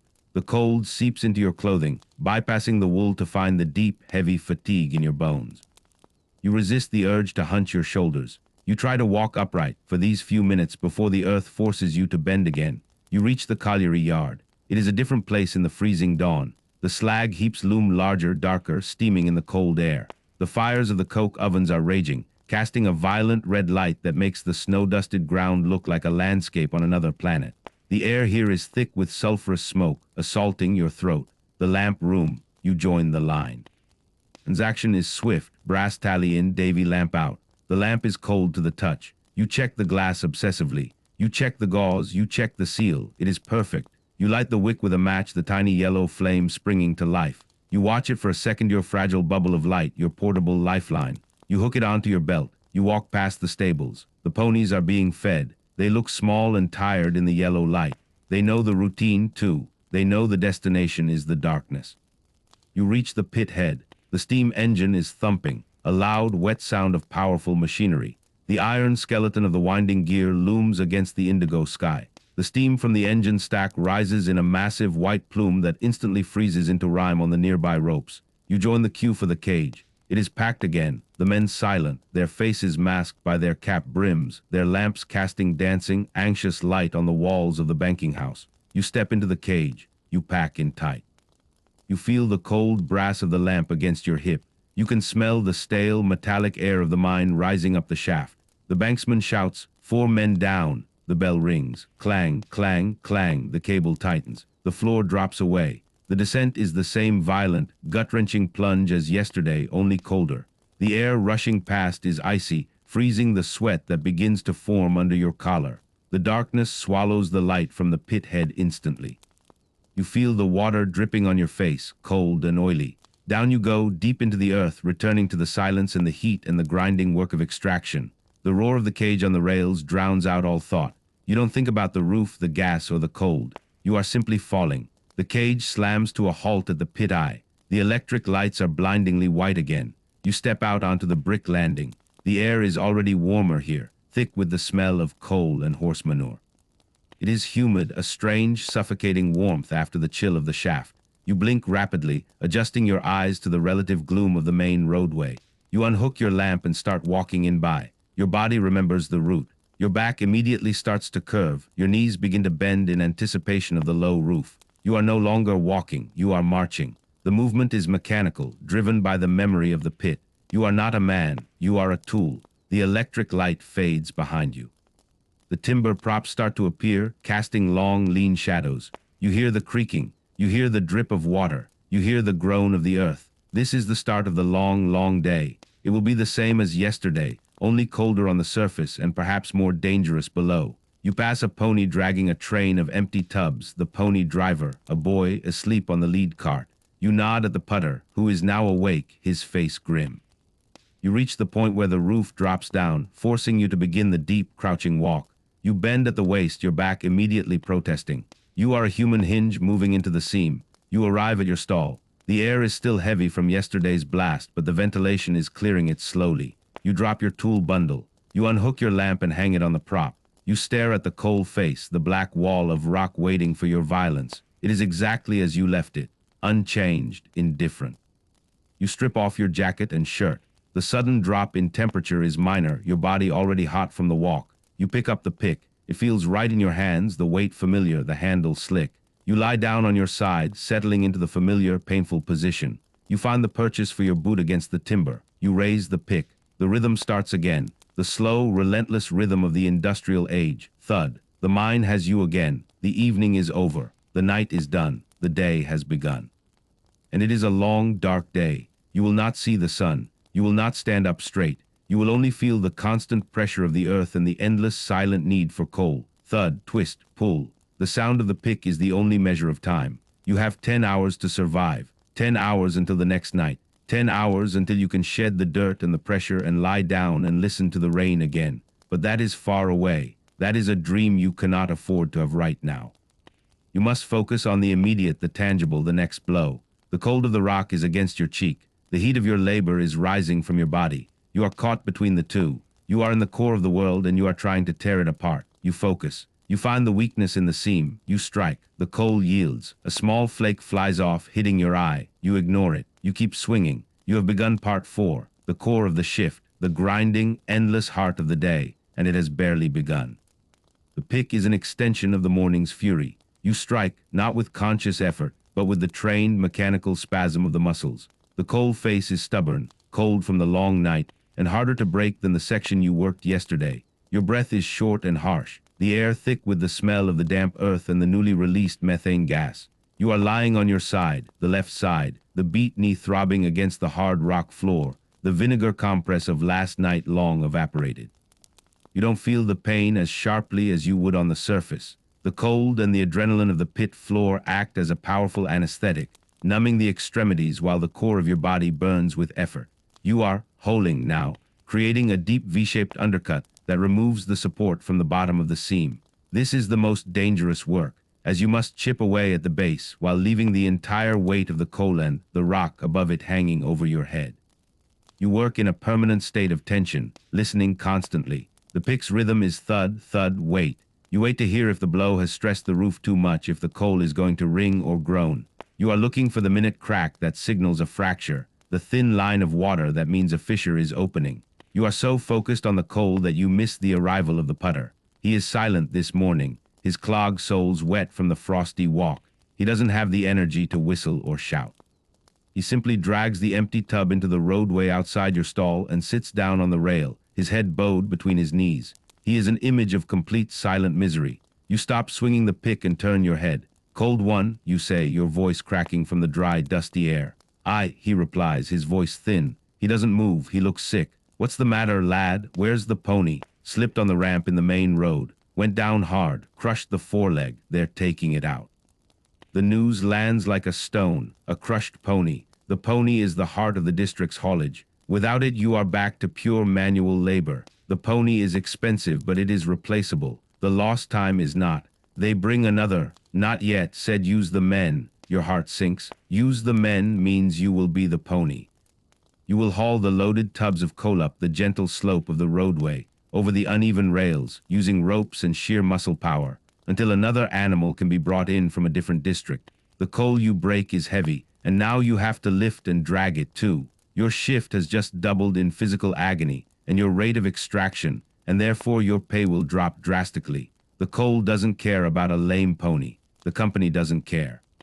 Only your lungs, your back, and your knees will pay the price. You return to the seam, the rhythm now infused with a new, bitter urgency. You must fill the first tub as quickly as possible. The longer the coal sits on the floor, the less you get paid.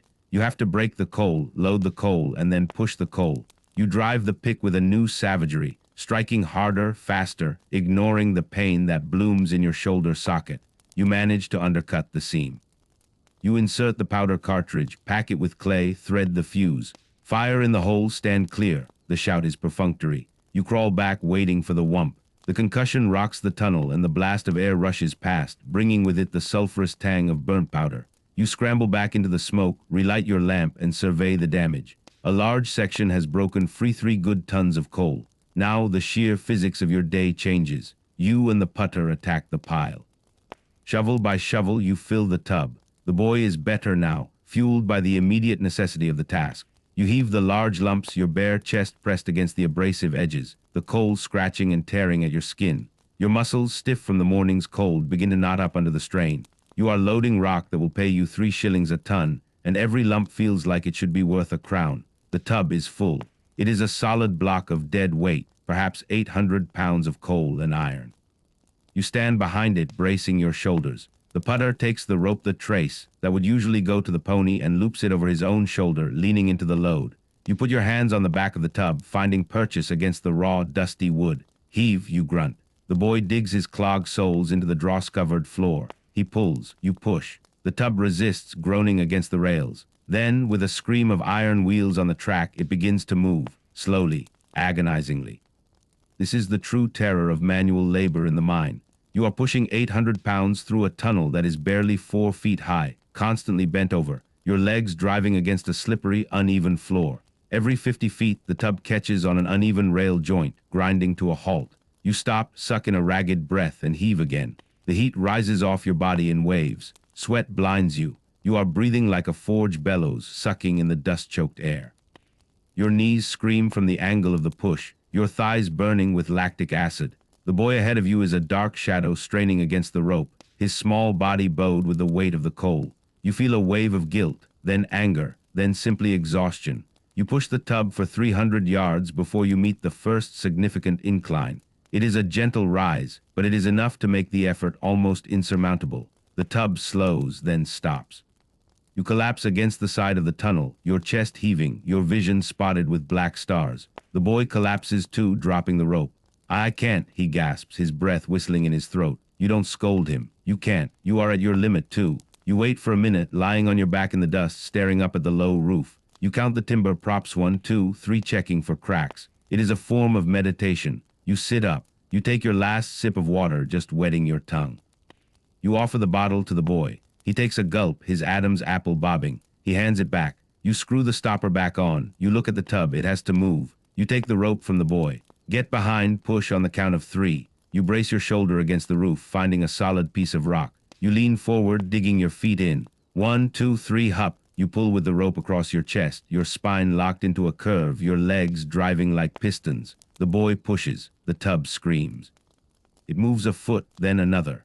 Then it catches the crest of the incline. It is moving again. You push it the final 100 yards until you reach the main haulage road. You leave the tub there at a point where the rails are flat and slump against the wall. The exhaustion is so complete that it transcends pain. You are simply hollow. Your heart is an engine running on fumes. You watch as other miners, grim-faced, begin arriving with their loaded tubs, realizing the pony is gone and the haulage is on them. The silence of the morning is replaced by the groans of men and the screech of ungreased wheels. The mood in the mind darkens instantly. Today will be starvation day. Fewer tubs moved means less pay. You and the boy return to your stall. The walk back is almost as agonizing as the push, your muscles stiffening rapidly. You re-enter the heat and the gloom of the stall. You still have half the coal to load, and then the whole process of picking and blasting starts over. You have no choice but to start picking again. You lie down, the floor feels harder than ever. Your shoulder protests violently. You try to find the rhythm, but it is gone. Every swing is a conscious effort. You are angry now. Angry at the pony, angry at the company, angry at the rock that will not yield. The anger is a powerful fuel, but it burns hot and fast, and it exhausts you. As you work, you notice something new in the air. It is a faint smell, almost sweet, like decaying apples. You freeze. You drop your pick, your heart leaping into your throat. Gas, you whisper. The smell is stithe or carbon monoxide, but you know it by the sweet, suffocating scent. It is not methane, which is explosive. This is worse. This is deadly. It is the aftermath of a hidden fire in the Gulf, the abandoned working area, or perhaps the result of poor ventilation carrying the poison from another district. You look at your lamp. It is still burning yellow. But this gas, carbon monoxide, is insidious. It is odorless, invisible, and does not extinguish the lamp until it is nearly lethal. The sweet smell is what you must trust. You crawl out of the stall and grab the putter. He looks at you, his eyes wide, startled by your sudden urgency. Stithe down the face, out now. You don't need to elaborate. The boy is already moving, crawling fast down the roadway. You follow, your heart racing, your fear now a raw physical force. You are a trained animal, responding to the sensory cue of danger. You are running in a crouch bent low, your head just inches from the roof, dragging your lamp and tools behind you. You move towards the main air intake, the pit eye where the air is fresh. You pass other miners. You stop, your voice hoarse. Stithe, gas in the west wing. They look at you, skeptical. Then they smell the sweet, faint odor, and they too drop their tools and run. The fear is contagious, spreading through the district. Soon, a dozen men are crawling down the roadway towards the main shaft. You reach a junction where a strong draft is blowing. It is the main ventilation current. You stop there, leaning against a large brick pillar, sucking in deep lungfuls of the moving air. It tastes clean, metallic, and cold. You wait, watching the others flow past. This is a moment of collective panic and collective trust. Everyone relies on everyone else to sound the alarm. The deputy, alerted by the sudden flow of men, appears from the direction of the shaft. He looks calm, but his eyes are sharp.